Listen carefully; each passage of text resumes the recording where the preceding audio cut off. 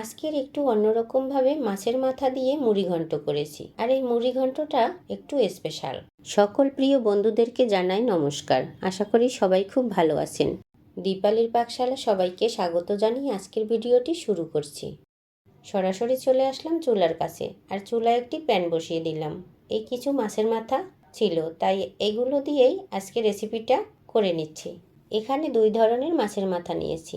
রুই কাতলা মাছের মাথা দুটো, আর একটা মাছের অর্ধেক নিয়েছি। মোট 5 খান মাছের মাথা হয়েছে।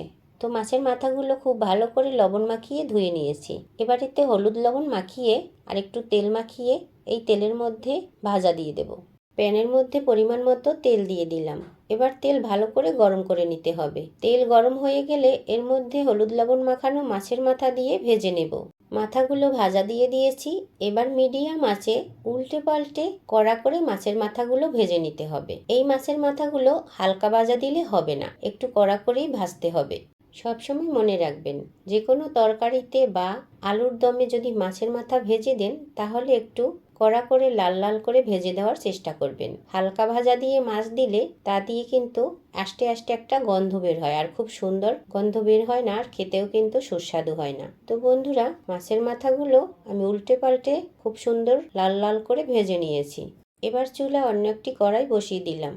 আর আজকে যেহেতু আমি চিড়া দিয়ে মাছের মাথা মুড়ি ঘন্ট করব, সেই জন্য এখানে আমি ছোট বাটির 1 বাটি পরিমাণ চিড়া নিয়েছি। এই চিড়াগুলো একটু মোটা ধরনের, খুব পাতলা চিড়া হলে হবে না। মোটা ধরনের চিড়া নিতে হবে, নয়তো গলে যাবে। তো চিড়াগুলো আমি খুব ভালোভাবে ঝেড়ে বেছে নিয়েছি, আর একটু হাত ভিজিয়ে মুছেও নিয়েছি। চিড়াগুলো যদিও পরিষ্কার আছে, খুব বেশি নোংরা নেই।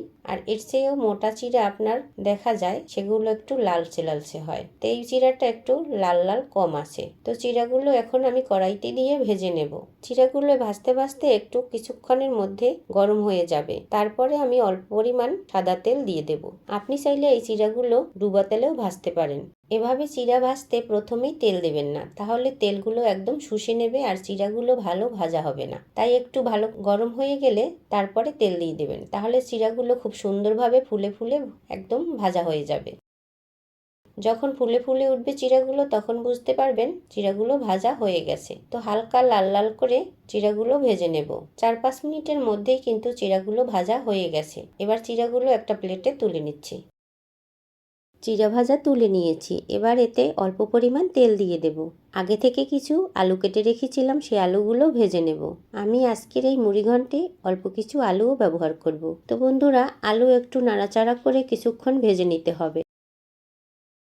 অল্প করে একটু হলুদের গুঁড়ি আর একটু লবণ দিয়ে আলুগুলো লাল লাল করে ভেজে নেব।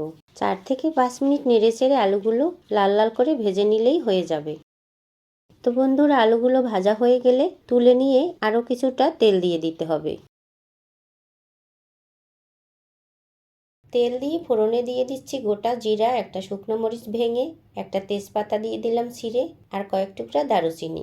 এবার এর মধ্যে কিছু গুঁড়া মশলা গুলিয়ে অ্যাড করতে হবে। তো তার জন্য এখানে নিয়েছি 2 চা চামচ কাশ্মীরি লঙ্কার গুঁড়া, আর আমাদের দেশি মরিচ নিয়েছি, দেশি মরিচের গুঁড়া নিয়েছি 1 চা চামচ, 1 চা চামচ নিয়েছি হলুদের গুঁড়া। এই সব কিছু অল্প একটু জল দিয়ে গুলিয়ে নেব। এই গোলানো মশলাটা এই তেলের মধ্যে দিয়ে কষিয়ে নিতে হবে, এতে করে মশলাটা পুড়ে যাবে না।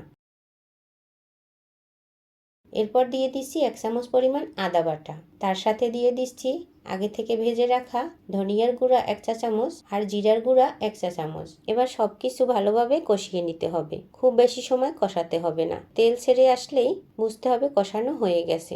মাঝখানে গুঁড়া মশলার বাটি ধুয়ে একটু জল দিয়ে দিলাম। এবার সব কিছু ভালোভাবে কষিয়ে নিয়ে এর মধ্যে ভেজে রাখা আলুগুলো দিয়ে আবারও কিছুক্ষণ নেড়েচেড়ে তারপরে ভেজে রাখা মাছের মাথাগুলো দিয়ে দিচ্ছি।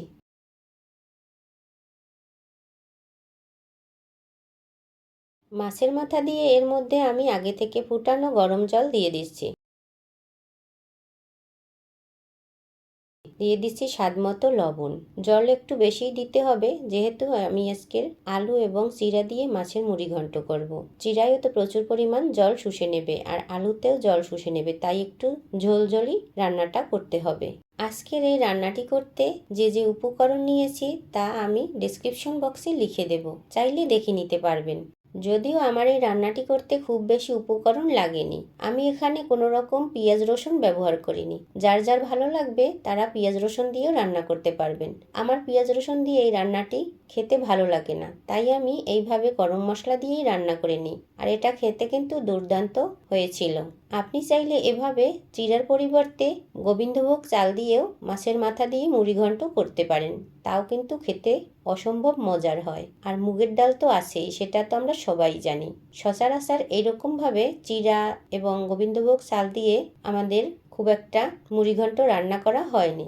আজকের এই মুড়িঘণ্ট রান্না করতে একটু কাশ্মীরি লঙ্কার গুঁড়ো দিয়েছি সুন্দর একটা কালার আনার জন্য। দেখতে টকটকে লাল হলেও খেতে খুবই কম ঝাল, তাই একটু দেশি মরিচের গুঁড়াও দিয়েছি। এতে ভয় পাবেন না, আপনাদের যার যেরকম ঝাল পছন্দ সে সেই রকমভাবে রান্না করে নেবেন। তো বন্ধুরা, এই কাশ্মীরি লঙ্কার গুঁড়োর প্যাকেটটা আমার দিদি ইন্ডিয়া থেকে পাঠিয়েছিল, তাই আজকেরই ভেঙে রান্না করতে নিলাম। মাঝে একবার দুইবার ঢাকনা তুলে একটু উল্টে পাল্টে নেড়েচেড়ে দিতে হবে। দেখুন 10 থেকে 15 মিনিট রান্না করার পরে আলুগুলো সেদ্ধ হয়ে গেছে। এই পর্যায়ে দিয়ে দেব ভেজে রাখা চিড়াগুলো। চিড়া ভাজা দেওয়ার পরে দিয়ে দিচ্ছি 1 চামচ পরিমাণ গরম মশলার গুঁড়ি। এই সমস্ত মশলার গুঁড়ি আমার নিজের হাতেই করা।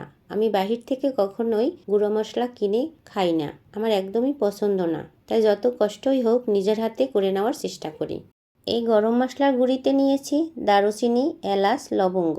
এই সমস্ত কিছু একটু গরম করে গুঁড়ি করে নিয়েছিলাম। তো গরম মশলা গুঁড়ি দিয়ে ভালো করে নেড়ে চেড়ে আবারও একটু ঢেকে দেব। আর একটু স্বাদের জন্য দিয়ে দিলাম সামান্য একটু চিনি।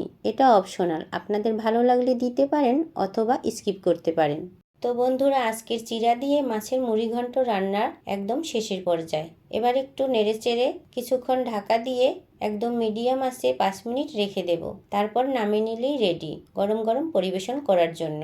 আজকের এই চিড়া দিয়ে মাছের মাথা দিয়ে মুড়িঘণ্ট রান্না করতে মোটামুটি 30 মিনিটের মধ্যেই হয়ে গেছে, খুব বেশি সময় লাগেনি। এরকম নতুন নতুন ভিডিও পেতে চ্যানেলটিকে সাবস্ক্রাইব করে পাশের বেল আইকনটি প্রেস করে রাখবেন।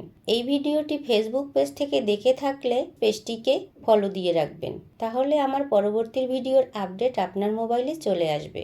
সবাই ভালো থাকবেন, সর্বদা সুস্থ থাকবেন। আজ এই পর্যন্তই, আবার দেখা হবে নতুন কোনো ভিডিওতে।